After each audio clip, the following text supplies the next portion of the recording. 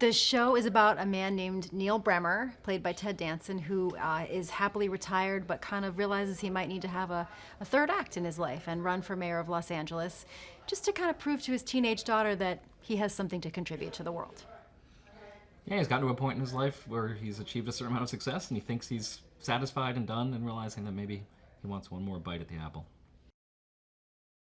We write workplace comedies for the most part. I guess Kimmy's not, but like we like workplace comedies, and we also each have a family, and so the idea of someone who's trying to get back into the workforce but also have a home life, and those two different kind of shows coming together, we love an ensemble workplace comedy as much as any American. Yeah, and as you said, we haven't really done that family tension, really. A lot of 30 Rock was about Liz Lemon trying to balance those things, but while trying to find what her idea of a family was. The idea of someone having a kid who's giving them a hard time, and that the way that dynamic works, and the way someone as high status and funny and important as not just Ted, but the character of Neil is, he can still fall apart in front of this 15-year-old, is a really fun way to get story and to get at character stuff. This is definitely not a show about politics. It's just a show about people. It's about relationships within the workplace, and also about parenting and how scared you can be of your teenager.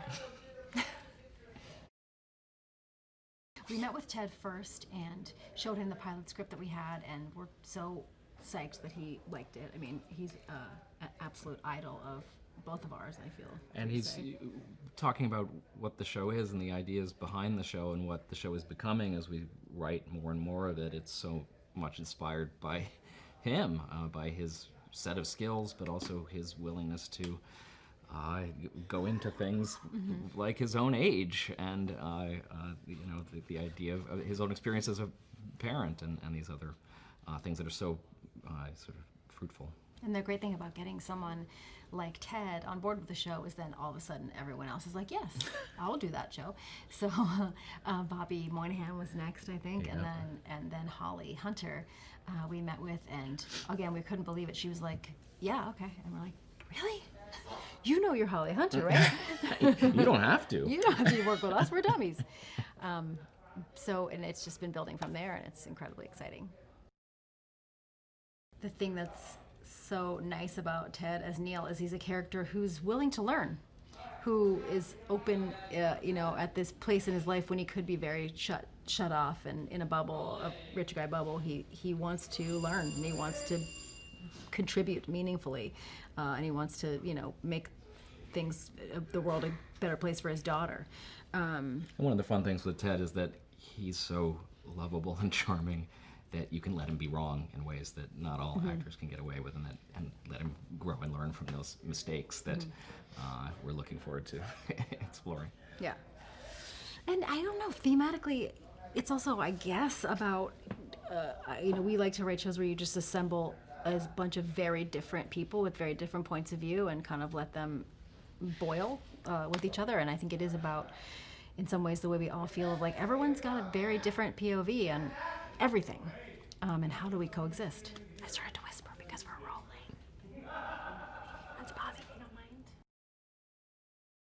We have written stories about how parenting just keeps changing as your kids grow, and the things that you thought you're like, I'm nailing it, I'm doing, and then they need entirely different set of things from you. And I think he's learning that, right? Yeah, and this is someone who was in the business world for a long time and knew a certain set of rules and stepped out of the world for a little bit and is generationally closer to being her grandfather.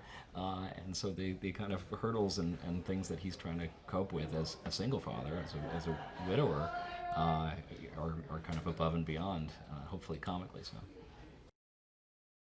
Hopefully in good ways reminds us of 30 Rock, getting to write for a big ensemble in a workplace. At the same time, I think it has more heart from jump because of the father-daughter story. That's the hope.